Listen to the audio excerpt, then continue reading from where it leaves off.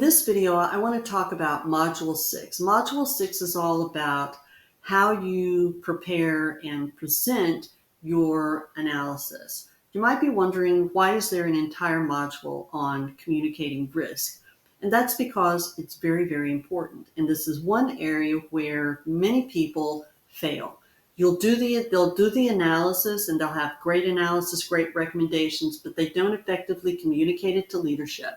What happens is you go into the room and you tell them about it because you're so excited and you're passionate. It's really important and they should understand this. And then crickets. There's no response from leadership and you walk out going, wow, leadership just doesn't get that. Chances are you didn't communicate it well and you weren't prepared. So let's go through how to do this effectively. Number one, know your audience. Executives, whether it's the C-suite or board members or stakeholders, they don't live in the same world that we as cyber professionals do. We live and breathe vulnerabilities and risk analysis and systems and operating systems and all of this. That is not where they live. Their day-to-day communications, focus, and function is completely different. They are about running projects, running programs, and leading a business. And they are not familiar with the acronyms and terminology that you are.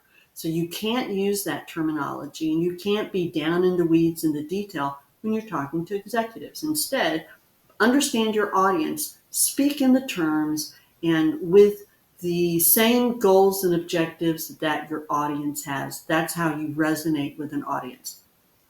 So executives are always focused on whatever the goal or the project or the program is that they're moving the business forward. And they have all of these other concerns that they have to deal with that we have no insight into.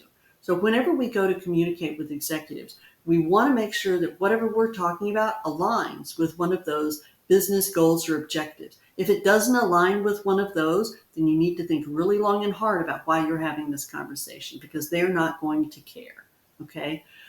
Everything that we do, we said this in Module 1, is a decision support activity. We are presenting the analysis to help leadership make a decision.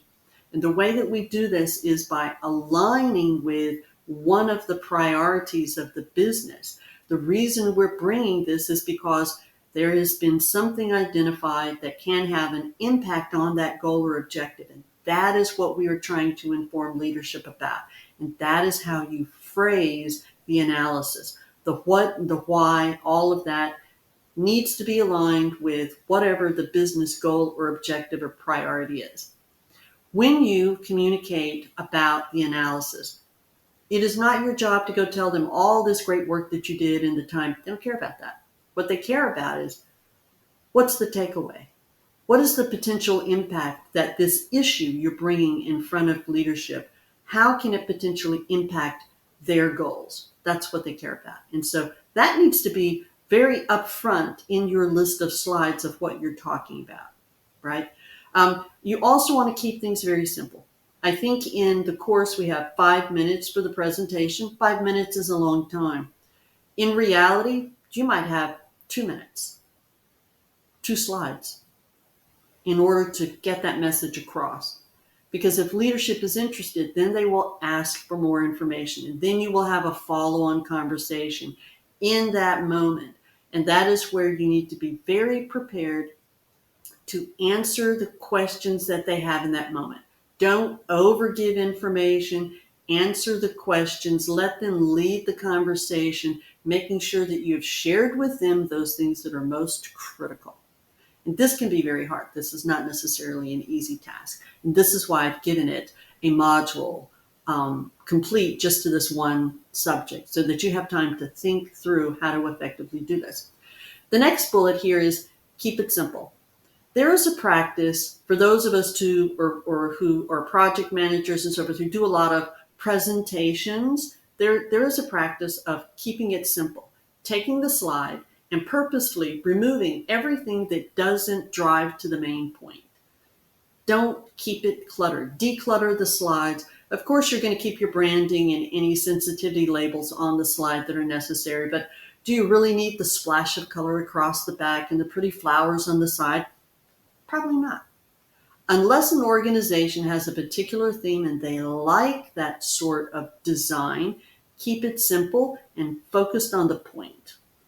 That way, everything that you say, show, and communicate is very clear and concise on one point. That means you are effectively communicating. Recommendations. The point of having this conversation with leadership is you are giving them recommendations for them to decide whether or not to implement your recommendations. That's the whole decision piece that you're driving towards. So your recommendations are really important.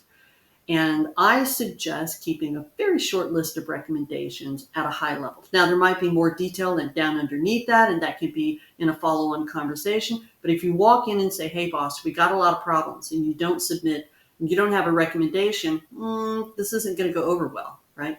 It's your job as a professional to have done the analysis, understand how this relates to the organization, preparing it so that you can have a very short conversation explaining this is a problem that has come to our attention. It can have this potential impact. So we have developed these recommendations to do this. We performed an analysis based on the data available. This was our recommendation at this point in time. And you have a very short conversation. You let them absorb what you have said.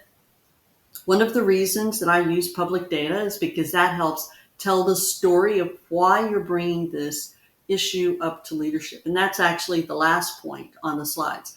As you organize your information, you want to make sure that you have a flow to your presentation from the first slide all the way through.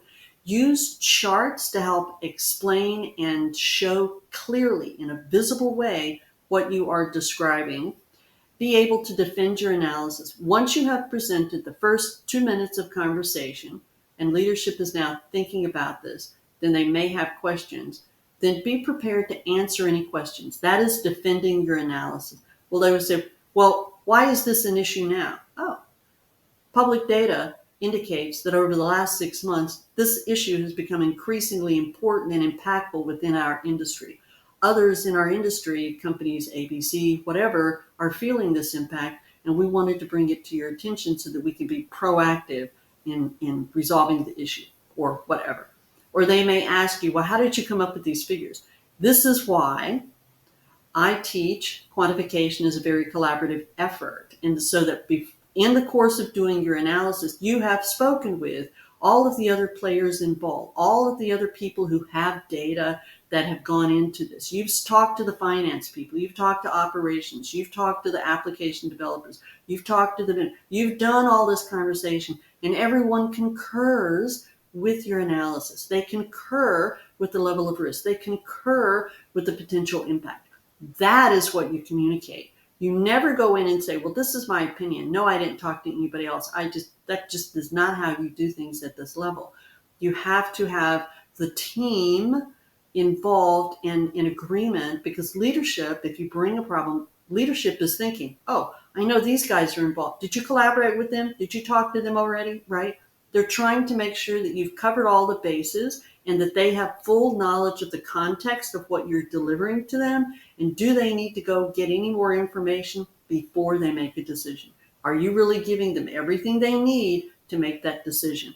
Do they have everything they need to make a decision on what you're recommending to do? So if you're making a recommendation that involves anything that is in operation or in development, or that has a financial, dollar sign attached to it, they are not going to make a decision based on just one conversation, unless that conversation represents that you've already done all of the groundwork that needs to be done, that you've already got. Yes, we involved finance, so Miss So-and-so helped us put these numbers together, and if you tell them, now they see, oh, you've done all the work. Yes, now I'm ready to make a decision.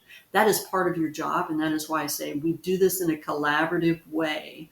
That way you have a higher opportunity level of success whenever you go in, because you've done it all, tied a little bow on it, and then you present it to them. Everything that they need is all there. And you can also bring the other players with you when you present, so that if they have any questions, they can ask the finance people. They can ask the operations. They can talk to the head of that program or that project. Does this make sense? Analysis is not something we do all alone to ourselves. And when we communicate it, we're representing all the things that were involved, all the pieces that were involved, the data, the systems, and everything that we touched and looked at when we were pulling it together. So make sure you have recommendations, pay attention to the flow of your presentation. All of the deep dive stuff can be in backup slides, and then that way if there's a question, that information is there to walk them through any details, along with who you talked to, who was involved, what conversations were had, right? And how did you come up with these figures?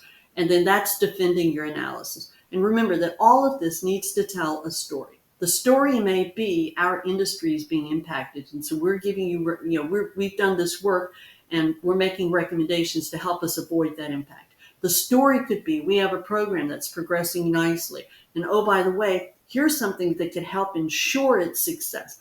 You want to phrase things in a way that tells the story of everybody involved. Does that make sense? Okay, so those are some recommendations that have come from being in the field and going through this myself, experiencing it, and talking to other people. How do they get around certain problems? And how do they make their presentations clear and concise so that they can be successful in giving leadership what they need to make the decision in a risk-based, risk-informed way?